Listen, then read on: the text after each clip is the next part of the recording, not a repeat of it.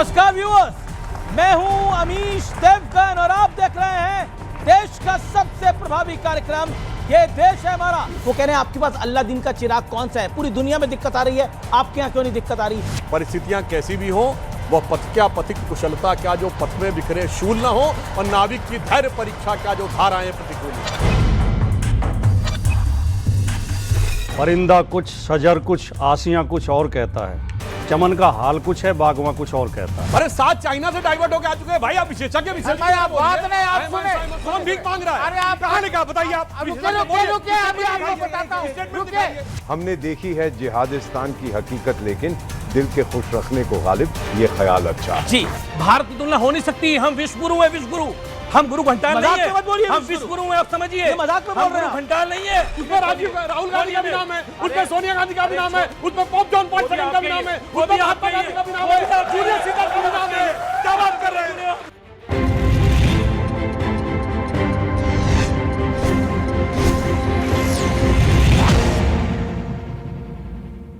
नमस्कार व्यूअर्स, मैं हूं अमीश देवगन और आप देख रहे हैं देश का सबसे प्रभावी कार्यक्रम ये देश है हमारा। इस हफ्ते ये देश है हमारा के एडिशन में आपका स्वागत है। युद्ध संकट के बीच नरेंद्र मोदी की सरकार लगातार एक्शन मोड में है। पहले सरकार की तरफ से सभी दलों की बैठक बुलाई गई, इसके बाद पेट्रोल पर एक्साइज ड्यूटी 10 रुपए घटा दी गई और डीजल पर तो एक्साइज ड्यूटी खत्म ही कर दी गई।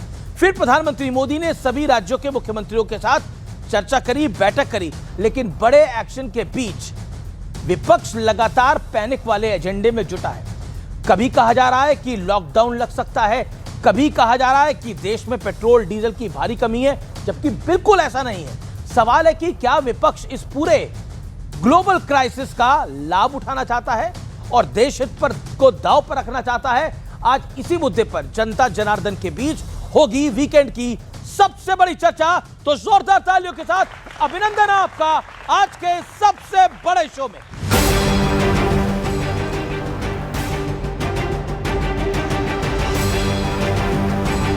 विपक्ष पैनिक फैलाने में जुटा था, लेकिन मोदी सरकार ने जनता का हित देखते हुए बहुत बड़ा फैसला ले लिया। सरकार ने पेट्रोल पर एक्साइज ड्यूटी 10 रुपए घटा दी है और डीजल पर तो एक्साइज ड्यूटी खत्म यानी शून्य कर दी गई है। क्या अभी मैं और आप अगर यहाँ से निकल के अपनी गाड़ी लेके पेट्रोल भराने जाएंगे तो क्या कम पैसे देंगे? हम तो उतने ही देंगे ना जितने दे रहे थे। तो ये एहसान किस पर लाद रहे हैं साहब? हमने कम कर दिया। वो आप ऑयल मार्केटिंग कंपनीज से कम कर रहे हो, हम पर नहीं कम कर रहे हो। जिसमें राजनीतिक फायदा उठाने की कोशिश, जनता की दूसरी तरह से जनता पे बोझ डाल के उसको वसूल लेंगे। जो सोशल मीडिया के अफवाहों के बुनियाद पे पेट्रोल पंपों के बाहर लाइनें लगाए बैठे हैं, हमें मजबूर मत करिएगा, नहीं तो अगर यही हाल रहा मैं कुछ दिनों के लिए पेट्रोल पंप ही बंद कर दूंगा जब तक ये अफवाहों का सिलसिला बंद नहीं होता। इस बीच विपक्ष पैनिक फैलाने के मामले में नए नए कीर्तिमान बना रहा है। पहले पेट्रोल डीजल के दाम बढ़ने की कहानी गढ़ी गई और अब ममता बनर्जी लॉकडाउन का सियासी खेला कर रही है। আবার অ্যালার্ট করেছে, ওদের অ্যালার্ট করার মানে তো আমি বুঝি লকডাউন টকডাউন করবে কিনা ভাবছে কিনা জানি না, করলে করবে। तो लगता है मोदी जी फिर एक बार 10-15 दिन के लिए डीजल और पेट्रोल की बचत करने के लिए लॉकडाउन लगा सकते। कोई लॉकडाउन का गुंजाइश नहीं है भारत देश में। ये गलत फहमी फैलाना छोड़ना चाहिए नेतागण। बेसलेस रूमर मॉन्गरिंग और जनता के मन में एक भय फैलाने के लिए कुछ भी कह दो। कहां हो रही है लॉकडाउन का? पाकिस्तान में हो रही है, ना कि इंडिया में। ये सब कौन अफवाहें उड़ाते हैं? प्रधानमंत्री जी ने बहुत साफ तौर से बताया था कि पैनिक नहीं होना है। ईरान को लेकर भी फेक सियासी नैरेटिव बनाने की चाल चली गई, लेकिन खुद ईरान के विदेश मंत्री भारत को अपना अच्छा दोस्त बता रहे हैं। एक फेक न्यूज ये भी आई कि पाकिस्तान युद्ध रुकवाने के लिए मध्यस्थता करने वाला है। इसे लेकर भी विपक्ष ने विश्व गुरु वाला तंज कसना शुरू कर दिया, लेकिन अब इस झूठ की पोल खुल गई है। सबसे बड़ा सवाल उठता है कि विपक्ष टीम इंडिया की भावना के खिलाफ क्यों जा रहा है। आज इसी मुद्दे पर होगी जनता के बीच जोरदार बहस। तो आज के इस बेहद खास कार्यक्रम में आपका स्वागत है। मेरे साथ कौन कौन मेहमान जुड़े हैं, आइए परिचय करा देते हैं। Doctor Sudhanshu Trivedi, member of parliament, प्रवक्ता भारतीय जनता पार्टी के। दीपक वोरा, फॉर्मर डिप्लोमेट, पूर्व राजनयिक, उनका अभिनंदन है। मेरे साथ राजकुमार भाटी हैं, वरिष्ठ नेता है, समाजवादी पार्टी के प्रवक्ता हैं। मेरे साथ कुलदीप कुमार हैं, 2 टाइम एमएलए, सीनियर लीडर आम आदमी पार्टी के। मेरे साथ सतीश के सिंह है, वरिष्ठ स्तंभकार, पत्रकार, उनका अभिनंदन है। आप तमाम लोगों का स्वागत है। मेरे युवा मित्रों का, यहां पर जनता जनार्दन का भी अभिनंदन है। रैपिड फायर राउंड की बारी है। दीपक वोरा, शुरुआत आपसे करते हैं। ब्रिक्स का अध्यक्ष होने के नाते ईरान संकट भारत के लिए आपदा में अवसर हो सकता है? 100% और हो चुका है सर। ओके। कोई भी आपातकालीन स्थिति होती है, भारत में ताकत है, उसको एक अपॉर्चुनिटी वो ले लेता है सर। ओके। ईरान मामले में ट्रंप का फ्लिप फ्लॉप होना कूटनीति है या छलावा? वो ट्रंप से जाके पूछिए वो क्यों ओके। करता है सर। आपके लिए एक बोनस सवाल है। इंडिया की नीति ईरान के मामले में इस संकट के दौर में कितनी सही है, कितनी गलत है? भारत के हक में है, हमारी नीति हमेशा भारत के हक में रहेगी। जी, दैट्स योर पॉइंट। राजकुमार भाटी, आपका वक्त है अब। राजकुमार भाटी, आपसे सवाल है, धुरंधर जैसी देशभक्ति की फिल्में बनती रहनी चाहिए, हाँ या ना? देशभक्ति की बनती रहनी चाहिए। अब धुरंधर मैंने देखी नहीं है, मुझे नहीं पता कैसी। ना 1 देखी ना 2 देखी अभी तक? ना। तो देखिएगा जरूर। आपको अपने एक नेता भी दिखेंगे उसमें। ओके। अतीक अहमद टाइप के एक, मैं उनको, आपदा के बीच लॉकडाउन और तरह तरह के अफवाह फैलाना सही है या गलत है? वो तो बीजेपी की तरफ से फैलाई जा रही है। अच्छा, बीजेपी की तरफ से फैलाई जा रही है। आप बताइए सही है या गलत है? नहीं, गलत है। गलत है। गलत। सतीश के सिंह, आपकी बारी है। महंगाई रोकने के लिए पेट्रोल डीजल में एक्साइज ड्यूटी में भारी कटौती सही कदम है या गलत कदम है? देखिए, ये सही कदम है, लेकिन हमको लगता है कि इसका राहत जो है जनता को मिलनी चाहिए। और मैं तो ऐसा दुनिया में पेट्रोल महंगा हो रहा है या सस्ता कर देना चाहिए? नहीं, जनता को इसका फायदा मिलना चाहिए। ये तो ऑयल कंपनी को मिलेगा। एक बात सुन लीजिए, लॉकडाउन शब्द आया ना, क्या आप सुधांशु जी से कहलवा लीजिए कि जो प्रेजेंट कीमत है उसी पे लॉक रहेगा या डाउन जाएगा? ओके। युद्ध की आपदा में विपक्ष खुलकर सियासी अवसर ढूंढ रहा है, हाँ या ना? सतीश के हर वक्त विपक्ष ये ढूंढता है। ओके, ढूंढता है। ओके, या ईमानदारी से जवाब दिया। कुलदीप कुमार जी, आपकी बारी है। कैग की रिपोर्ट में शीश महल पर 8 करोड़ की जगह 62 करोड़ रुपए का खर्च हुआ है, सही है या गलत है? कैग की रिपोर्ट है। देखिए, ये कैग वैसे शराब घोटाला था ना, जिसे मुंह खानी पड़ी। सही है या गलत है? मैंने क्या बोला? शराब घोटाला था ना, देखा था ना आपने क्या हुआ? पूरे में शराब घोटाला किया और लास्ट में जाके कोर्ट ने उसे ट्रायल के लायक लिस्ट में कूड़े के डब्बे फेंक के मार। ठीक है। अच्छा, अगला सवाल। संसदीय कार्य मंत्री किरण रिजिजू ने का कहना है कि राहुल गांधी का दिमाग उनके सलाहकारों ने हाईजैक कर लिया है, सही है या गलत है? वो तो किरण जी, राहुल गांधी को पता होगा, मुझे क्या पता? आपकी राय क्या है? वो मैं तो मानता हूं कि बीजेपी और कांग्रेस दोनों को हाईजैक कर रखा किसी ने। ओके, चलिए सुधांशु त्रिवेदी, आपसे अब सवाल है। युद्ध जारी रहा तो आने वाले दिनों में भारत के लिए बड़े कठिन होंगे, महंगाई बढ़ेगी, हाँ या ना? मगर आश्वस्त रहिए, परिस्थितियां कैसी भी हो, वह पथ क्या पथिक कुशलता क्या जो पथ में बिखरे शूल ना हो, और नाविक की धैर्य परीक्षा क्या जो धाराएं प्रतिकूल ना हो। नीतीश कुमार दिल्ली आ रहे हैं और अब बिहार में बीजेपी बड़े भाई की भूमिका में रहेगी, हाँ या ना? ये तो सही है। और नीतीश जी अंतिम दिल्ली आ रहे निर्णय के हैं। लिए, अंतिम निर्णय के लिए थोड़ा इंतजार का मजा लीजिए। ओके, चलिए, इस पर आप क्लियरली नहीं बोले। मैं डॉक्टर सुधांशु त्रिवेदी ओपन आपसे करता हूं। अफवाह का बाजार बहुत गर्म है, इतना गर्म है कि डेली एक नई अफवाह आती है कि कल यह हो जाएगा। बाकायदा एक विपक्षी पार्टी के सीएम को बोला पड़ेगा कि अगर किसी ने अफवाह फैलाई, मैं पेट्रोल पंप ही बंद कर दूंगा।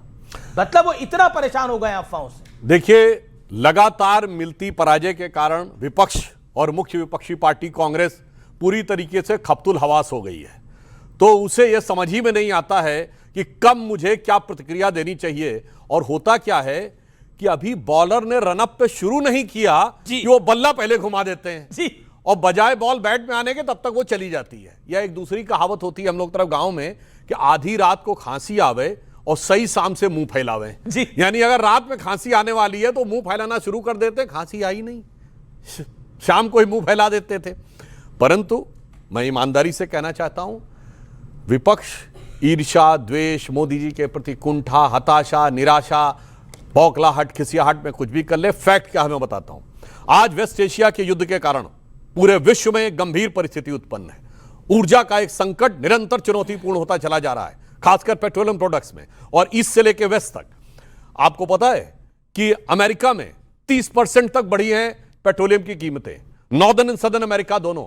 यूरोप में 20% बढ़ी हैं, अफ्रीका में 50% बढ़ी हैं, एशिया में 30 से 50% बढ़ी हैं। और जो स्टेट ऑफ हरमुज यानी हरमुज जल डमरूमध्य के पूर्व की तरफ के देश हैं, जिसमें भारत भी शामिल है, जो हमारे साथ के और देश इस क्षेत्र में पाए जाते हैं दुनिया के, जिसमें पाकिस्तान है, बांग्लादेश है, श्रीलंका है, फिलीपींस है, मलेशिया है, वहां क्या स्थिति हो गई है? 4 day week, 50% work from home, और पेट्रोल और डीजल पे राशनिंग हो गई है कि 2 व्हीलर को 2 लीटर ही मिलेगा एक दिन में और 4 व्हीलर को 10 लीटर मिलेगा। इसके बावजूद इन विपरीत परिस्थितियों में जिस कुशलता के साथ प्रधानमंत्री श्री नरेंद्र मोदी जी ने काम किया है, विपक्ष की स्थिति तो यह है कि दुनिया के समुद्र में सुनामी आई हुई है और अगल बगल के जहाज उलट पलट गए हैं, मगर वो कह रहे हैं हमारे जहाज पर झटका लग रहा, उसके लिए सुनामी को मत देखो, हमारे जहाज के कैप्टन को देखो। मगर प्रधानमंत्री जी ने क्या किया है? देखिए, एक्सपोर्ट पर टैक्स बढ़ा दिया है पेट्रोलियम प्रोडक्ट्स के, और एक्साइज ड्यूटी 10 रुपया पर लीटर कम कर दी है। यानी रामनवमी का पर्व गुजरा है तो भगवान राम से प्रेरणा ली, जो रामचरितमानस में लिखा है तुलसीदास जी ने कि मणि माणिक महंगे किए, सहजे तृण जल नाज, तुलसी सोई जानिए राम गरीब नवाज। यानी जिसे महंगा करना था महंगा किया, जिसे सहज। तो मैं कहूंगा मोदी जी ने क्या किया? एक्सपोर्ट महंगा किया और कम किया एक्साइज आज, और प्रभु राम की प्रेरणा से मोदी गरीब नवाज। ओके, मैं रुक करता हूं। राजकुमार भाटी हैं, और वैश्विक संकट है, एनर्जी का क्राइसिस है। इस क्राइसिस के अंदर एक होता है कंधे से कंधा मिला के चलना। चलिए, विपक्ष है, सवाल पूछना जरूरी है, पूछना भी चाहिए, लेकिन र्यूमर मॉन्गरिंग कर देना, विपक्ष के ही एक मुख्यमंत्री को कहना पड़ गया, अफवाहें इतनी फैलाई जा रही है, मुझको पेट्रोल पंप बंद करना पड़ेगा। अखिलेश जी ने बोल दिया भारत के पास मौका था विश्व गुरु बनने का, देखिए पाकिस्तान बन रहा है, वो खबर फर्जी निकली। क्या आपको लगता नहीं है जब से धुरंधर फिल्म आई है, भदावासी जो है वो कुछ ज्यादा ही आ गई है? निगहबा कुछ निजाम गुलसिता कुछ और कहता है, परिंदा कुछ शजर कुछ आसियां कुछ और कहता है, सबा से ताजगी गुंचों से खुशबू गुल से बू गायब, चमन का हाल कुछ है बागवा कुछ और कहता है। जी, अब खुद सुधांशु त्रिवेदी जी कह रहे हैं कि ऊर्जा का गंभीर संकट आया हुआ है पूरे एशिया में। अड़ोसी पड़ोसी देशों के नाम लिए, दुनिया में अड़ोसी पड़ोसी देशों के नाम लिए, वहां भी संकट है, वहां भी संकट है, वहां राशनिंग हो रही है, वहां महंगा हो गया है। तो हमने ऐसी कौन सी मतलब अलादीन का चिराग हमारे पास है कि हमारे यहाँ कोई संकट ही नहीं है? क्या ये जो गैस एजेंसियों के बाहर लंबी लंबी लाइनें लगी हुई हैं, इन्हें हम देखें नहीं, आंख मीच लें? कई पेट्रोल पंप ने राशनिंग शुरू कर दी है कि 500 रुपए से ज्यादा अगर पेट्रोल डीजल नहीं मिलेगा। क्या ये अचानक हो रहा है? क्या ये जो गैस सिलेंडर ब्लैक में बिक रहे हैं ये गलत बिक रहे हैं? एक्साइज ड्यूटी कम की है लेकिन पेट्रोल डीजल के रेट तो कम नहीं हुए, उपभोक्ता को तो उसका लाभ नहीं मिल रहा। एक बात से मैं आपकी से भी, डीजल की कीमतें इस दौर में एक बात से मैं आपकी से भी और सुधांशु जी से भी सहमत हूं, और मैं इस बात में सरकार के साथ हूं कि ऐसे संकट के समय पे अफवाहें नहीं उड़ानी चाहिए, सरकार को मदद करनी चाहिए, शांति बनाए रखनी चाहिए, क्योंकि ये वैश्विक संकट है। लेकिन सरकार को भी ये ढोंग नहीं करना चाहिए, सरकार को भी ये पाखंड नहीं करना चाहिए कि नहीं हम तो विश्वगुरु हैं, हम तो जो चाहेंगे कर देंगे। ऐसे समय पे विपक्ष को साथ लेना चाहिए, विश्वास में लेना चाहिए। गए थे ऑल पार्टी मीटिंग में। हाँ, मैं वही कहना चाह रहा हूं। तो ये विपक्ष से बात करना कोई अपमानजनक नहीं होता। विपक्ष को अपमानित करते रहो, ये भी अच्छी राजनीति नहीं है। विपक्ष को अपमानित करना भी जरूरी नहीं है।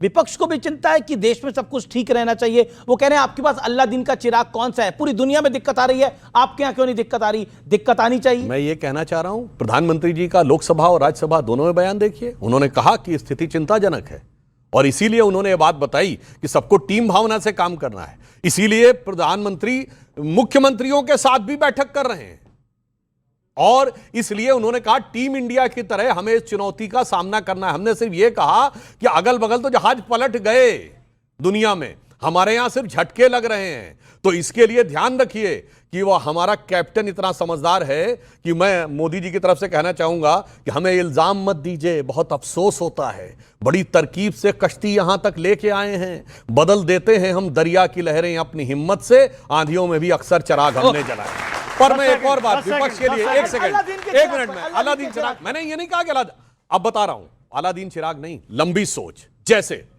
1991 में भी आया था, जब हम लोग बच्चे थे, पढ़ते थे, खड़ी युद्ध हुआ था, जब इराक पे अमेरिका का अटैक हुआ, इराक ने कुवैत पे कब्जा किया, अरे आधी ट्रेनें बंद हो गई थी, गैस और वो तो छोड़िए, उस जमाने में कितने लोगों के पास गैस कनेक्शन थे। 2014 में 11 करोड़ गैस कनेक्शन थे, आज 36 करोड़ गैस कनेक्शन है। आज से 15 साल पहले कितने लोगों के पास 2 व्हीलर और 4 व्हीलर थे, आज भारत में 8.5 करोड़ ऑटोमोबाइल हैं। इसके बावजूद ये संकट नहीं, और मैं चुनौती से कहता हूं, उस समय के संकट में अटल जी अडवाणी जी का एक बयान दिखाइए 1991 में जो सरकार के खिलाफ बोला हो। यह होता है सकारात्मक दृष्टि से साथ लेके चलना और सरकार का समर्थन करना। हां, मगर जहां तक वर्तमान परिस्थिति की बात है, तो मैं सिर्फ यह कहना चाहूंगा, जमाखोरी नहीं करनी चाहिए, पर संयोग की बात है, संभल में जो एक अब्दुल रेहान पकड़ा गया, जिसके घर पे 55 सिलेंडर थे, तो वो माना जा रहा है एक समाजवादी पार्टी का ही कार्यकर्ता था। तो आपदा में अवसर ढूंढने का प्रयास जो विपक्ष कर रहा है, उसको बाज आना चाहिए। वही बात मोदी जी बोले कि भाई संकट है तो महानता, वही बात हम कहते हैं तो अफवाह। भाई हम भी तो यही कह रहे हैं, संकट है, योजना बनाओ, जनता को राहत दो, जनता परेशान ना हो जी, वही बात हम कह रहे हैं। लेकिन फर्क है, आप लोग तो जो पाकिस्तान की तरफ से एक अफवाह चली कि हम ईरान के और अमेरिका के बीच में मध्यस्थता करा रहे हैं, उसको आप मान गए। जब व्हाइट हाउस की प्रवक्ता को यह सवाल पूछा गया तो वो पहले हैरान हो गई, फिर वो हंसी, बोली do you believe this, Pakistan के साथ हम बात करेंगे। और आप सोचिए, उस बात को लेकर अखिलेश जी ने बयान दे दिया, कांग्रेस के कई नेताओं ने बयान दे दिया, देखिए पाकिस्तान विश्वगुरु बन रहा है। मगर अगर पाकिस्तान विश्वगुरु बन भी रहा है तो यहां सेलिब्रेट क्यों हो रहा है भाई? पाकिस्तान हमारा कौन सा यार है?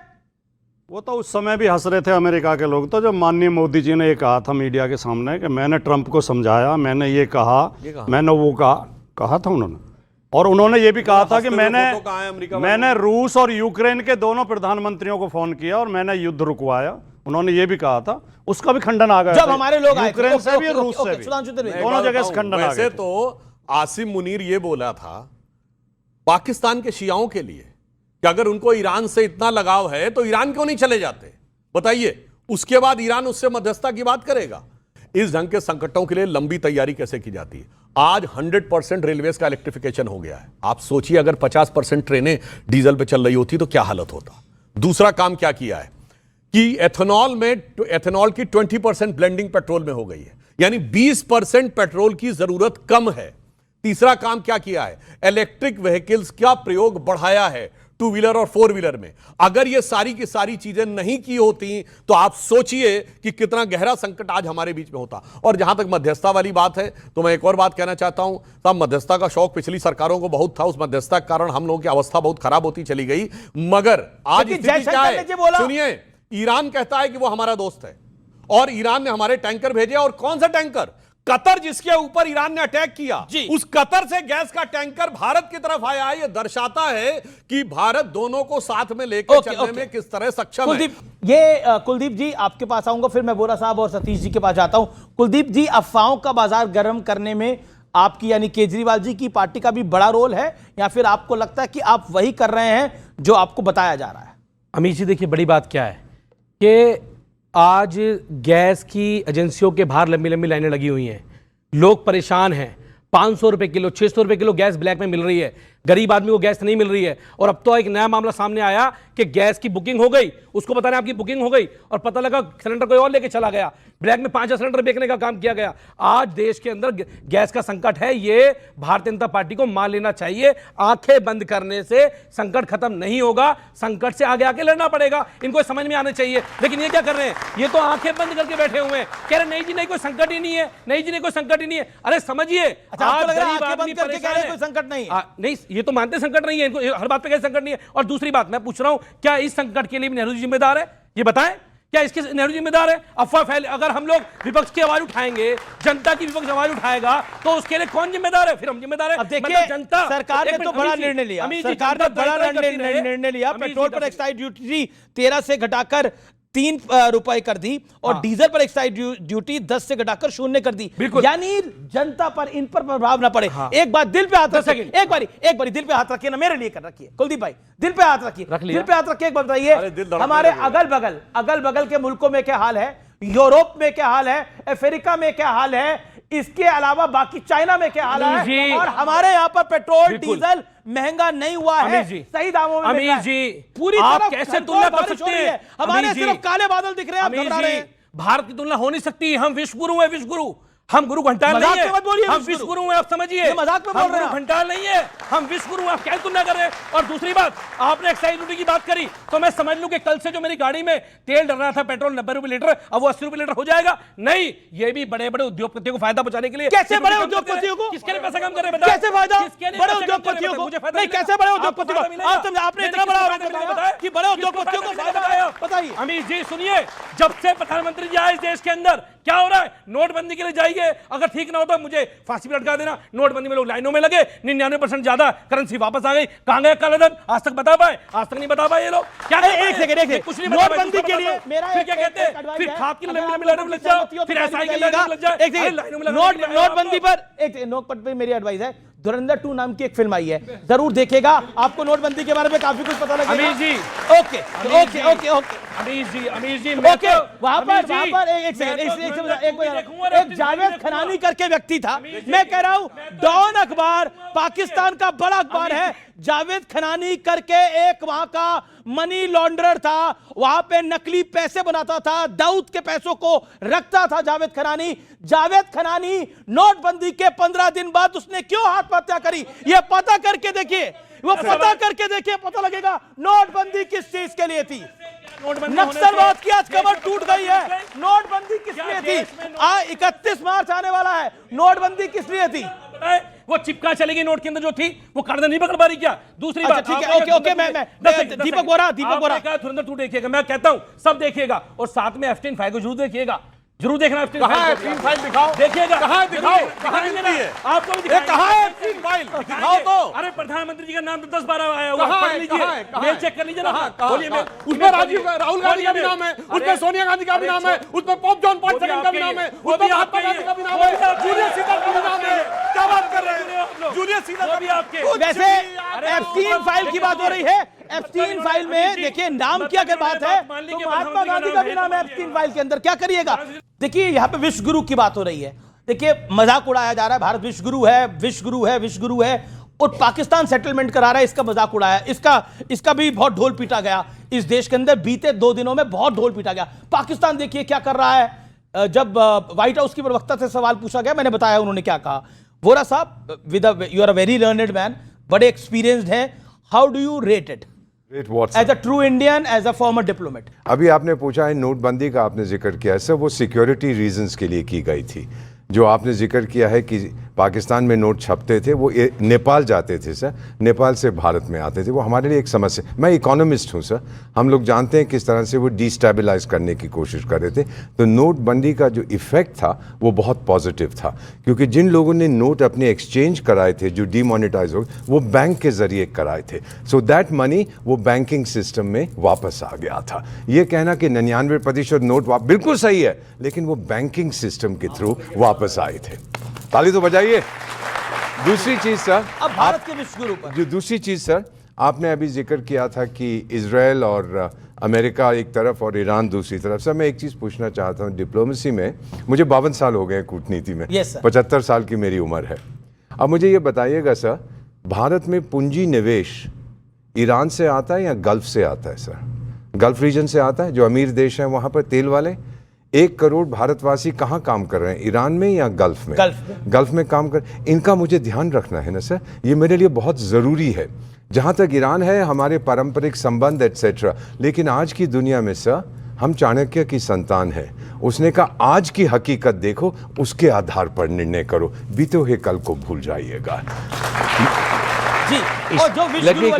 Let me conclude with one comment. America का एक फॉरेन पॉलिसी मैगजीन छपती है, उन्होंने ये, मैं नहीं कह रहा सर, उन्होंने ये मिडिल ईस्टर्न क्राइसिस के बारे में, I'll just read it out to you, उन्होंने ये लिखा है, जहाँ तक मिड ईस्ट क्राइसिस की तरफ जो ओपिनियंस हैं, India has the best opinion. अब इससे ज़्यादा मैं क्या कह सकता हूँ। That is what. सतीश कैसे? 10 सेकंड। दीपक बोरा जी पॉलिटिकल व्यक्ति नहीं है, उनसे पॉलिटिकल व्यक्ति की तरह बात नहीं करूंगा, लेकिन मैं आपसे ईमानदारी से बहुत सहजता से पूछना चाहता हूं कि आपको जानकारी है कि नोट बदलने में 30-30, 40-40% कमीशन लिया गया? आपको जानकारी है या नहीं है? और अगर लिया गया तो 30-40% कहां गया? ये भ्रष्टाचार था या नहीं था? ये आरोप ईमानदारी से अब तक बदले जा रहे हैं नोट। अब तक आपने 2017 के विधानसभा चुनाव में पिछले महीना इसी जिले में एक आदमी पकड़ा गया नोट बदलता हुआ। भैया उस समय उत्तर प्रदेश में किसकी सरकार थी? कितना पकड़ा केंद्र में किसकी सरकार? 2016 में इनकी सरकार। रिजर्व बैंक केंद्र अगर नोट सरकार बदले जा रहे थे काहे नहीं रिजर्व बैंक यूपी गवर्नमेंट का भैया, मतलब हमारे राज्य में बदले जा रहे थे और हम पकड़ा नहीं रहे। With all fairness Satish ji की बारी है। गुमराह क्या कर रिजर्व रहे बैंक हैं? UP government reserve bank UP देखिए अभी दीपक बोरा जी ने बोला, क्या गुमराह कर रहे थे? कोई दीपक बोरा जी ने बोला, दलाल कर रहा होगा सर ना। Sir cease fire. एक सेकेंड, आप with all due respect Satish के सिंह सतीश जी की ने बारी है, वो पहली बार बोल रहे हैं। Satish ji, do you think जिस तरह से ऑपोजिशन मजाक उड़ाने की कोशिश कर रहा है, विश गुरु, जिस तरह से अफवाहों का बाजार गर्म करने की कोशिश है, डू यू थिंक कि बीजेपी सब कुछ ठीक कर रही है, या कहीं बीजेपी की सरकार सब कुछ ठीक कर रही है, या कहीं बड़ा इफ एंड बट, कहीं बड़ा जोलजाल है? देखिए, सुधांशु जी को भी विपक्षी पार्टियों का मजाक उड़ाना बंद कर देना चाहिए। पहली चीज है। दूसरी चीज, अगर आप अफवाह कहते हैं, मैं इसको कहता हूं सच से सामना। प्रधानमंत्री जी ने संसद में 2 दिन कोरोना शब्द का इस्तेमाल किया, तो वो क्या है? तीसरी चीज, आप लोग यहां पे बात करें कि भारत ने तो कोई दाम ही नहीं बढ़ाया, हमने तो संकट की शुरुआत 60 रुपया गैस का दाम बढ़ा के किया। ये सच्चाई है या नहीं है? तीसरी बात, जो महत्वपूर्ण बात है, मैं सुधांशु जी को चैलेंज कर रहा हूं, यहां बोलना चाहता हूं इनको कि भाई, भारत रूसी भाई भाई के नारे बुलंद करो। आज आपने फिर अमेरिका से लाइसेंस मांगा है कि भैया हमको जो है तेल अमेरिका रूस से लेने की इजाजत। यार 7 रुकिए, टैंकर आ चुके हैं। अरे आप कहां से? सुनिए आप मेरी बात। अरे 7 चाइना से डाइवर्ट होकर आ चुके हैं भाई। आप विशेषज्ञ आप बात नहीं, आप सुने, आप फिर यही कट कौन भीख मांग रहा है? अरे आप कहां लिखा बताइए आप? रुकिए, अभी आपको बताता हूं। रुकिए, अरे कुछ भी बोलना शुरू कर अरे देते हैं। सुनिए, लाइसेंस से भी ज्यादा अरे रिन्यूअल, दिखाइए स्टेटमेंट कहां है? दिखाइए हम, अरे लाइसेंस रिन्यू करने के लिए एप्लीकेशन दिया। दिखाइए कहां? अरे आप न्यूज वाले अमेरिका ने इधर ईरान की तरफ वार किया है, उसके खिलाफ उल्टा सैंक्शन लगाने की जरूरत है। उल्टा सैंक्शन लगाओ। अच्छा, ओके, दीपक बोरा साहब, आप विद ऑल ड्यू सैंक्शन लगाओ भैया, वो सबसे बड़ी इकोनॉमी है, मतलब गजब है बात करते हैं। अब मैं बताना चाहता हूं इनकी नियत क्या है। आप सब लोग याद करिए, रशिया यूक्रेन की लड़ाई हुई तो ये कह रहे थे ह्यूमैनिटेरियन ग्राउंड पे हम लोग यूक्रेन को सपोर्ट क्यों नहीं कर रहे हैं, हम रूस के खिलाफ क्यों नहीं वोटिंग कर रहे हैं? वोट करने के लिए कह रहे थे संयुक्त राष्ट्र में, जबकि सबसे ज्यादा तेल हमारा रूस से आ रहा था, ब्रह्मोस मिसाइल रूस से आ रहा था, 60% डिफेंस इक्विपमेंट रूस से आ रहे थे। अब आइए, जब इजराइल और हमास में लड़ाई हुई, गाजा से हमको धेला नहीं आता है, इजराइल से हमारा साइबर सिक्योरिटी, डिफेंस इक्विपमेंट और इंटेलिजेंस के इक्विपमेंट आते, इजराइल के खिलाफ क्यों नहीं बोल रहे हैं? फिर कहते हैं अमेरिका से लड़ो, अमेरिका हमारा सबसे बड़ा ग्लोबल ट्रेड पार्टनर है, $150 बिलियन का ट्रेड होता है, $45 बिलियन का सरप्लस है, तो उससे लड़ जाओ। यानी जहां जहां से भारत की शक्ति है, और अपना मुद्दा कैसे पलटते हैं कि जब जिस देश, अब ईरान से है तो आप कहते हैं साहब अब अमेरिका से लड़ जाओ, और जब कहते हैं, अब जैसे अभी वोरा साहब ने बताया, अरे भाई बहरीन, कतर, सऊदी अरब, जेद्दा, अबू धाबी, यहां से हमको रेमिटेंस आता, नहीं अब इनके खिलाफ लड़ाई तो उनमें आपस में है ना, वो सब एक दूसरे को मार रहे हैं। इसलिए मैं कहना चाहता हूं, चिंता मत करिए, जब जब लड़ाई हुई है हजारों सालों के इतिहास में, भारत ने दुनिया को एक नई राह दिखाई है। ये वही ईरान है जो आज दुखद स्थिति में है, जहां पहले उज्ज्वल अग्नि जला करती थी हर घर में, जिसपे अटल जी की कविता की मुझे यह पंक्ति याद आती है कि दुनिया का इतिहास पूछता, रोम कहां, यूनान कहां है, घर घर में शुभ अग्नि जगाता वो उन्नत ईरान कहां है, और दीप बुझे पश्चिमी जगत के, छाया जब बर्बर अंधियारा, तभी चीर कर तम की छाती चमका हिंदुस्तान हमारा। और अब सुनिए इनका, गुरु घंटाल का मैं जवाब देता हूं, आपके लाखों दर्शकों से कहता हूं, पेट्रोलियम प्रोडक्ट्स जीएसटी में नहीं है, इस पे दोनों राज्यों का टैक्स लगता है, राज्य का भी और केंद्र का भी। 20-25 रुपया केंद्र से लगता है, 30-35 रुपया राज्य से लगता है। अब आइए साहब, केंद्र ने तो अपना टैक्स घटा दिया और हिमाचल ने टैक्स बढ़ा दिया। मैं गुरु घंटाल से पूछना चाहता हूं, पंजाब सरकार घटाएगी कि नहीं? अनाउंस करिए, अनाउंस करिए। Okay, announcement, big announcement bye आम आदमी पार्टी। आपको बड़ी चिंता है लोगों की, आपको बड़ी चिंता है लोगों की, आम आदमी पार्टी की सरकार पंजाब में है। अनाउंस करिए जनता के सामने कि आप राज्य का टैक्स घटा रहे हैं, जनता को राहत दीजिए तुरंत। ओके, लाइव होगा आज ये। कुलदीप देश को संकट में डाले गुरु घंटाल, देश पे आपदा लेके आए विश्व गुरु, और बात मुझसे करोगे आप, सवाल मुझसे करोगे। अरे भाग रहे हैं, केंद्र में सरकार इनके पास है, सवाल मुझसे करोगे। पहली बात ये, दूसरी अमीर बात, जी, एक और सुनिए, ये बात करते हैं गुरु घंटाल और विश्व गुरु की। मैं इनसे पूछता हूं कि आज ट्रंप ये तय करता है कि मुझे तेल कहां से खरीदना है, आप इसकी बात करते नहीं हो? करता। क्या बात करते? नहीं नहीं, गलत बात, ये बात करिए, आपको कहना पड़ेगा। और ये कहते हैं अब की बार ट्रंप सरकार। अरे ट्रंप की बार सरकार ट्रंप छोड़िए, अरे मैं तो कहां गई मान ट्रंप की सरकार के बारे में कहां पूछ गई रहा हूं। विदेश नीति? आप लोग तेल, दूसरी बात, आप स्टेट का तुम्हारे टैक्स इंडिया कम करेंगे, पाकिस्तान के क्षेत्र में आके करना चाहिए कि नहीं करना कश्मीर के चाहिए? मुद्दे पे आके ओके, सवाल क्या है आपका? पहले सवाल क्या है? ओके, खड़े होके उसकी पूछिए बात सवाल। सर, आप इस सवाल से क्यों भाग रहे हैं कि पंजाब में आपकी सरकार क्यों सिलेंडर भैया, या हमारे तो एक स्टेटमेंट पेट्रोल की पे 20 राज्यों क्यों में देश में दाम कर कम देना, नहीं करना क्यों चाहते? क्यों नहीं करते? पब्लिक सर, क्यों आप कर रहे क्यों हैं? नहीं करना चाहते? सर, आप क्यों नहीं करना चाहते? राज्यों में अरे आप मुझसे देखिए, सवाल कर रहे हो ये यार। तो इनसे इनकी, करिए ना। कुलदीप इनसे भाई, नहीं करोगे, इनसे एक करिए। कुलदीप भाई, इनकी तो शक्ल भी आपसे मिलती है, इनकी तो शक्ल भी आपसे मिल रही है। देखो आप, अब जवाब तो दे दो इनको कम से कम। सर, हम किसी पार्टी से नहीं है सर, लेकिन आप अपनी सरकार में क्यों इसे कम नहीं करना चाहते सर? आप इस सवाल से क्यों बचना चाहते हैं? आप सुनिए, आप करिए तो आगे और भी देश करें। बहुत अच्छी बात, बहुत अच्छी बात। जब क्रूड ऑयल के पैसे वो कह रहे नेशनल लेवल हैं, एक कहावत है, चैरिटी बिगिंस फ्रॉम होम। आप अपनी सरकार में तो कम करके देखिए, मोदी को बोलते हो ये कर, ये कम कर, ये कम कर, मोदी ने तो कम कर दिया। अभी आपकी बारी थी तो भाग रहे हो अब आप। वैसे मैं दर्शकों से एक और बात कह दूं, आज 915 रुपए का सिलेंडर है। जनवरी 2014 में जाके चेक करिए, ओपन मार्केट में सिलेंडर का रेट क्या था? 1241 रुपए, जबकि उस समय कोई ऐसा संकट नहीं था। आज उस दौर से हमने जबकि 13 साल पहले का आप सोचिए कीमत में अंतर, और तब 1241 का था और आज 914 रुपए का है। इसके बाद तो कम से कम, और कोई जाके अपने मोबाइल पे कैसे बोल लेते हैं इंडियन ऑयल या हिंदुस्तान पेट्रोलियम। आप ही टाइम पे बोलिए ना। अब पहले दीपक बोरा बोल रहे, फिर वो। ओके, पहले दीपक बोरा। इतना झूठ बोल दिया, मैंने आपको काफी झूठ बोला, चेक करो। इतना बड़ा झूठ बोल दिया। आप चेक करिए, मैं आपकी बताता हूं। ओके, दीपक वो बोरा। 400 के सब्सिडी सिलेंडर बताएंगे जो सब्सिडी सिलेंडर नहीं होता। एक सेकंड, ओपन मार्केट 1241। एक सेकंड, मैं चैलेंज कर रहा हूं सुधांशु जी, एक कोई बता दे कि 900 का सिलेंडर मिलता है। अरे अभी खोलो यार, कुछ भी झूठ बोलते हो, कुछ भी झूठ बोल दोगे। ओके, एक सेकंड, अच्छा तो पंजाब में तो झूठ ठीक बोल है ना, दोगे, पंजाब में ठीक है ना, सब कुछ भी झूठ बोल दोगे। पंजाब आपकी अगर पंजाब में सिलेंडर नहीं मिला, तुम्हारी वजह से नहीं मिल रहा। अरे ये क्या बात है? तुम्हारी वजह से नहीं मिल रहा, तुम्हारी वजह से नहीं मिल रहा, तुम लोगों की वजह से। अरे एक सेकंड, मोदी संभाल नहीं पाए, समझो, अपना ठीक रहा, मेरे पे फोड़ दोगे। दिल्ली की हार का सदमा बड़ा गहरा है। दीपक बोरा साहब, बार बार हो रहा है पाकिस्तान जो है वो विश्व गुरु बन जाएगा, पाकिस्तान सहमति करवा रहा है ईरान और अमेरिका के बीच में, इसमें सच्चाई कितनी है बताइए जरा। बहुत बहुत धन्यवाद सर, आपने बहुत अहम प्रश्न पूछा। थोड़ी यहाँ सीज फायर करवा दीजिए तो मैं जवाब देने की कोशिश करता हूँ। मध्यस्थता यहाँ पर करते हैं। वो विश्व डमरू है सर, विश्व गुरु नहीं है वो देश, उसकी कोई औकात नहीं है। ये तो आपको मालूम है कि वहाँ कोई मीटिंग नहीं होने वाली है। अब मैं एक मज़ेदार चीज़ आप सबको बताता हूँ बेटा। वो कह रहा है जिहादिस्तान नहीं, क्या नाम है इस देश का? पाकिस्तान, क्षमा कीजिए। जी। तो उसने कहा है कि मैं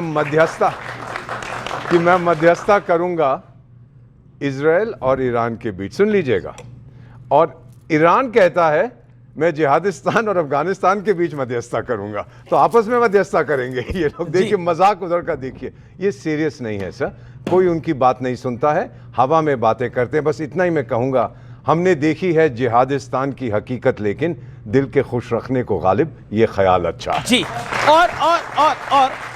और मैं भाटी साहब आपका रुख करता हूं। भाटी साहब, क्या आपको लगता है कि ये एक तरह से ओवर एक्साइटमेंट था कि पाकिस्तान ने एक फेक न्यूज़ फैलाने की कोशिश करी?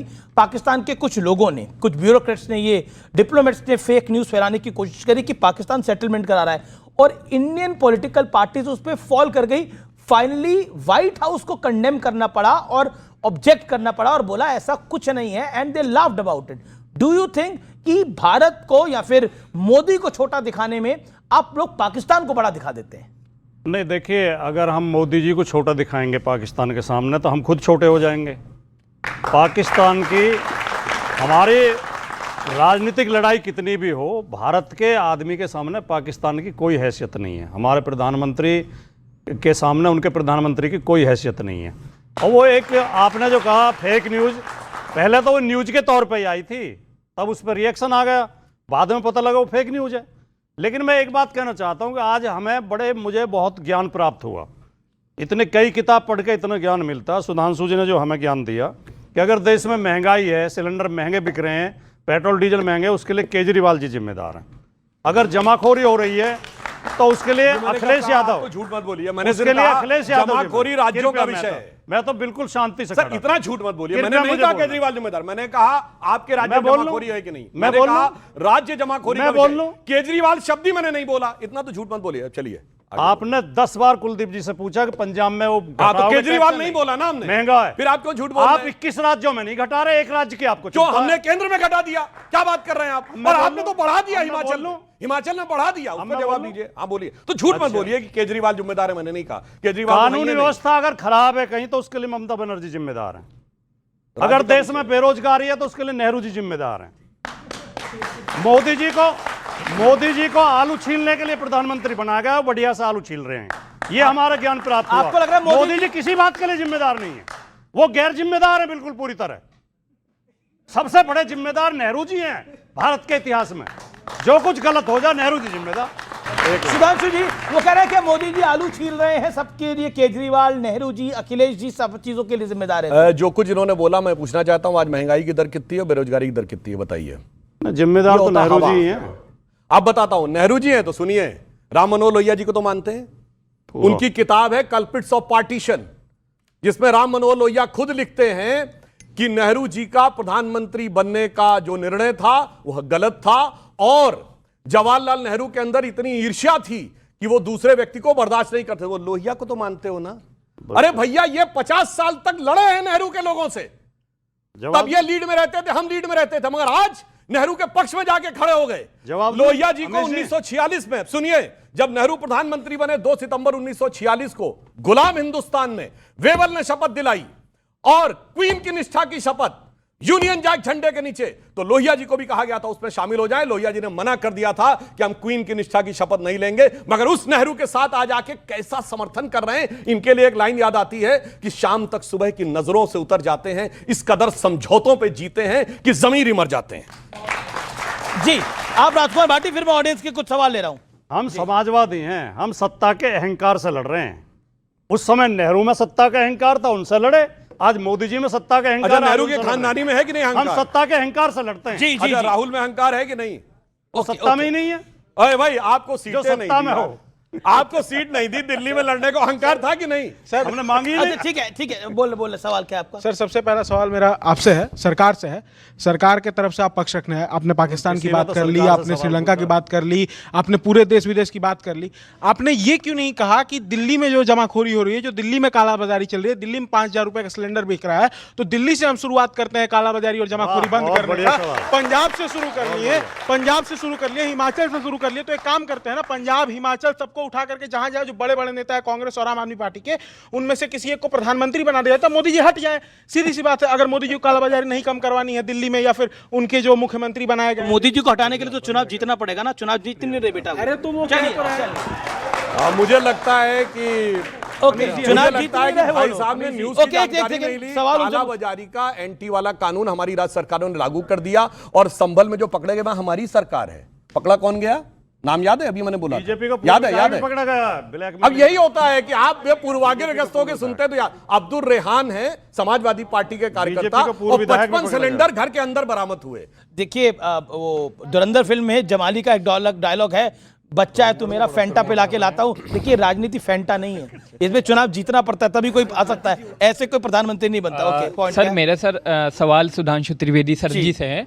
सर मैं ये कहना चाहता हूं कि आपने कहा कि अमेरिका को साथ रख के चलना चाहिए। सर आप सच बात अभी कहा कि आप अमेरिका के साथ चलना चाहिए। लड़ने को कह रहे हैं जो हमारा सबसे बड़ा ट्रेड पार्टनर है। आप एक बात बताइए, जो अमेरिका पाकिस्तान का साथ दे, जो बोले कि हमारे फाइटर जेट गिरे हैं, जो बोले हमारे पे 35% टैरिफ लगाए, जो हम पे मतलब पाकिस्तान का साथ ज्यादा देता है, और हम पे बोलता है कि तुम्हें छूट है। सर वो देने वाला होता कौन है? हम अपने देश के वो है।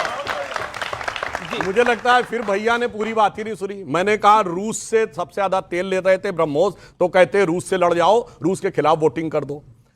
अमेरिका से हमारी कितनी है इस समय ट्रेड, बताइए? मैंने भी बोला था, याद है?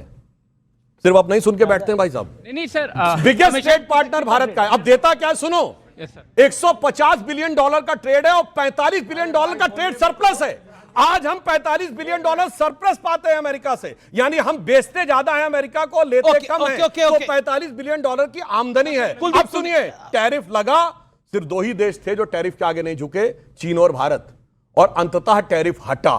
और सुनो भैया, टैरिफ के बावजूद आईफोन की सबसे बड़ी फैक्ट्री आउटसाइड चाइना कहां? भारत में। और सुनिए, माइक्रोसॉफ्ट का ऑफिस चाइना अमेरिका के बाहर कहां? भारत में। गूगल ने $19.5 बिलियन विशाखापट्टनम में इन्वेस्ट किया, कहां? भारत में। तो ये हम करके दिखा रहे हैं भैया, इसीलिए मैं कहना चाहता हूं जो चीज है आप सब लोग युवा हैं, मेरा भी बात वोरा साहब से सवाल है। मतलब मुझे आश्चर्य हो रहा है, पहले वोरा साहब आपसे एक सवाल है, मैं याद रहता, मैं बोल रहा हूं तब भी बच्चों को नहीं याद है कि मैंने अभी क्या बोला था। वोरा साहब देखिए वो सुधांशु जी, वो तो रील का जमाना है, हर 10 सेकंड में रील ही बदल जाती है। लेकिन वोरा साहब, that's my question to you, Trump के बारे में आप क्या कहना चाहते हैं? क्या ट्रंप इस समय फंसे हुए हैं? How do you rate him and what is your take on Donald Trump? क्योंकि हम बहुत कुछ पढ़ रहे हैं, विदेशी अखबारों में लिखा जा रहा है, इंटरनेशनल स्कॉलर्स बहुत कुछ बोल रहे हैं, बड़े बड़े विद बहुत बड़े बयान दे रहे हैं। ट्रंप खुद ट्रैप्ड हो गए हैं क्या वो आज पछता रहे हैं? कुछ लोग उनको मैकडोनल्ड ट्रंप कहते हैं क्योंकि वो तो बिजनेसमैन है। लेकिन मैं इतना बताऊंगा सर, हमारी फॉरेन पॉलिसी में एक अहम प्रिंसिपल है, उसको कहते हैं स्ट्रेटेजिक साइलेंस। अच्छा ठीक है, अगर आप आपके दौर में ट्रंप होते तो आप उनको कैसे हैंडल करते? एक लाइन। मैं तो कहता मिस्टर प्रेसिडेंट, बड़ा अच्छा लगा आपसे मिलके। और क्या कहता, उसको नाराज करने से मुझे क्या मिलेगा सर? क्या मेरी एक क्षमता है कि मैं अमेरिका को नाराज करूं? नहीं करेंगे, चुपचाप रहते हैं हमने। सर ये आपने भी देखा था, महाभारत में, रामायण में भी देखा था, कई बार ऐसे मुद्दे आते हैं जहां पर पार्टी शांत हो जाती है। बी साइलेंट, क्योंकि वही आपकी ताकत है। कई बार कूटनीति में कहते हैं जो हम एक minute sir, let me complete sir, I didn't inter sir, मुझे खत्म कर लेने दीजिए। जो हम कहते हैं वो बहुत अहम है, जो नहीं कहते वो उससे ज्यादा अहम। बहुत बढ़िया बात है। एक सवाल, मैं बिल्कुल आपके पास आ रहा हूं, मैं आपके पास ही आऊंगा इसके बाद। लेकिन वोरा साहब, एक चीज बार बार इंडिया की फॉरेन पॉलिसी पे बड़े सारे क्वेश्चन मार्क लग रहे हैं। आपको क्या लगता है, हम कुछ सही कर रहे हैं या हम अधिकतर चीजें गलत कर रहे हैं? अधिकतर सही कर रहे हैं, कुछ चीजें गलत कर रहे हैं, कैसे आप कैसे समन्वय देखते हैं? मेरा मानना है सर कि अब मोदी को कैसे रेट करते हैं? 52 साल की कूटनीति में जो मैंने सरकारें देखी हैं, चाणक्य ने कहा था एक देश को अगर महान होना है सबसे पहले लीडरशिप उसकी ठीक होनी चाहिए। आई बिलीव, मेरा मानना है, मैं सच्चे दिल से कह रहा हूं, आज भारत के पास सर्वश्रेष्ठ लीडरशिप है सर। पहले मैंने ये नहीं देखी है सर। आपको लगता है कि मोदी जो है वो एक काबिल नेता है, काबिल लीडर है डिप्लोमेसी को हैंडल करने के लिए? मैं इंडिविजुअल नाम आपने ले दिया है तो मैं कह देता हूं, he is absolutely the best sir. दुनिया इसको मानती है। और मॉर्निंग कंसल्ट, एक अमेरिकन कंसल्टेंसी, पिछले 3 साल से बराबर हर हफ्ते कहते हैं prime minister Narendra Modi is the most popular leader in the world. Satish, क्या आपको लगता है वाकई देश धुरंधर है? हमें तो लगता है कि हमारी जो फॉरेन पॉलिसी है क्या बोले, पेंडुलम की तरह इधर उधर घूम रही है, जिसको वो बोलते हैं स्ट्रेटेजिक साइलेंस। अरे जब ईरान जैसा मुल्क हार सकता है तो हम लोग क्यों नहीं हार सकते? अमेरिका के इराक पे जो हमले थे उसका मनमोहन सिंह ने खिलाफ किया था। आप जब वाजपेयी जी थे, खुद डंके के चोट पर अणु विस्फोट किया था। सुनिए, मनमोहन सिंह कहां जा गए? अरे बाद 2003 में हमला हुआ है। पूछा गया था, बीच में मत काटिए। नहीं, आपको कहिए दीपक बोला ये आपको। अरे सुनिए, इंदिरा गांधी ने निक्सन की, अरे सुनो, अब मैं फैक्ट के साथ बताता हूं, सुनो। ओके, एक मिनट, अभी उदाहरण देता हूं। अब सुनिए, एक मिनट सतीश जी, 19 नवंबर 1962 जवाहरलाल नेहरू का लेटर है जॉन एफ कैनेडी को। उन्होंने लिखा कि अपने B-2 बॉम्बर का स्क्वाड भेजिए। सुनिए, उन्होंने कहा पायलट भी आपका होगा, रडार भी आपका होगा, टेक्नीशियन भी आपकी होगी, कमांड भी आपका होगा।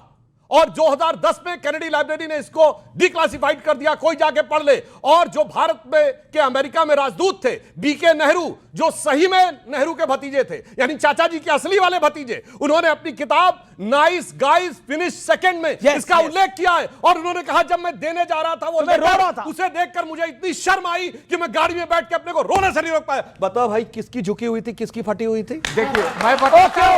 ओके। अरे अगर एक वहां पर चाइना का हमला हुआ था, दुश्मन को परास्त करने के लिए हर तरह के तरकीब लगाना चाहिए। मतलब आप लगाओ ना भाई, हम आपके साथ हैं। सतीश जी होल्ड ऑन, अपने इमोशन को कंट्रोल करिए। दीपक वोरा साहब, आपसे मेरा निवेदन है, ये जो बार बार सतीश जी ने बोला पेंडुलम की तरह हमारी रणनीति है, और धरती फटी हुई की बात बोली, मतलब उन्होंने एक और शब्द बोला कि ईरान ने देखो कितनी ट्रंप का कर रखा है। अब मैं वो शब्द बोलना नहीं चाहता कि जो इन्होंने बोला, क्या कहना चाहते हैं? मैं इसका डिप्लोमेसी में तो वैसे ही वो शब्द बोला नहीं जाता। जी हाँ, आखिरी 30 सेकंड। एक ही शब्द, एक ही वाक्य में कहना चाहता हूं सर। एक कहावत है डिप्लोमेसी में कि अगर आप पुराने विचारों पर या जो बीता हुआ कल है उस पर अटके रहेंगे तो आप आने वाले कल को नहीं देख सकते। आपको पॉलिसी इवॉल्व करनी चाहिए हमेशा। तो ये कहना हमने उस वक्त ये किया था, नहीं सर, फूलिश कंसिस्टेंसी, मैं एग्जैक्ट अंग्रेजी का कोट देता हूं, foolish consistency is the sickness of weak mind. JK Satish ji, foolish consistency जो है वो समस्या की बात है। Okay, you made your point. कहते हैं यही हमेशा के लिए नहीं, जब समय बदलता है तो चीजें भी बदलती है। तो स्ट्रेटेजिक साइलेंस। जी जी, अब सवाल नहीं, अपनी बात रखिए सर। आप कुछ कहना चाहते हैं? अब एक बात रखिए, सवाल नहीं, अपनी बात को रखिए आप। सिलेंडर वास्तव में ही देहात में नहीं मिल रहे हैं, लोग परेशान हैं। मैं भी आज अपने घर ये कह कर आया, सुधांशु भाई आएंगे, मैं उनसे मांगूंगा कोई पर्ची दे देंगे, सिलेंडर मिल जाए। और मेरे साथ सारे लोग बैठे हुए, पूछो 5,000 रुपए को एक व्यक्ति को सिलेंडर नहीं मिल रहा था एनटीपीसी प्यावली पर, और वो बेचारा गरीब इतना भटकता डोल रहा था। स्टोरी को हम उठाएंगे। ओके, एक बात इन्होंने जो कही, जी जी जी सुनिए, इन्होंने जो बात कही, निवेदन है सुधांशु जी, आप देखिए, राष्ट्रीय प्रवक्ता भी है और राज्यसभा के सदस्य भी है। इस पक्ष और विपक्ष के उसको छोड़ो, देश धुरंधर था, धुरंधर है, धुरंधर रहेगा, लेकिन इस सिलेंडर को जो है आप मत जो इन्होंने बात कही पर्ची, उससे मुझे याद आ गया, केवल 25-26 साल पहले इस देश में वो दौर था कि नॉर्मल दिनों में सिलेंडर नहीं मिलता था, सांसदों को पर्ची मिलती थी। 20 सुनिए, अटल जी की सरकार आने के बाद ठीक हुआ, वरना 20 कूपन मिलते थे कि जिसको चाहो उसको गैस का कनेक्शन दे देना, वरना गैस कनेक्शन मिलता नहीं था। पर इनको नहीं मिल रहा सिलेंडर, इसके लिए कोई व्यवस्था करनी चाहिए। नहीं, देखिए, इसीलिए सरकार ने जमाखोरी वाले कानून को दोबारा एक्टिवेट किया है और सभी राज्य सरकारों से कहा है कि जहां जहां जमाखोरी हो रही वो कड़ाई से कार्रवाई। You made your point. अच्छा, आप तमाम लोगों का बहुत बहुत शुक्रिया, जनता जनार्दन आपका बहुत बहुत शुक्रिया इस कार्यक्रम में विशेष तौर पर आने के लिए। आप सबको मेरा नमस्कार। लेकिन अफवाह के बाजार को गर्म मत करिए, ठंडा करिए, उसे पानी डालिए, अफवाह से बचिए और जिसकी मदद हो सकती है करिए, और सिलेंडर की कालाबाजारी जो करे उसे नेम और शेम करिए, और जो आपको सिलेंडर ना दे पुलिस पे उसकी कंप्लेंट भी कराइए। नमस्कार, जय हिंद, वंदे मातरम।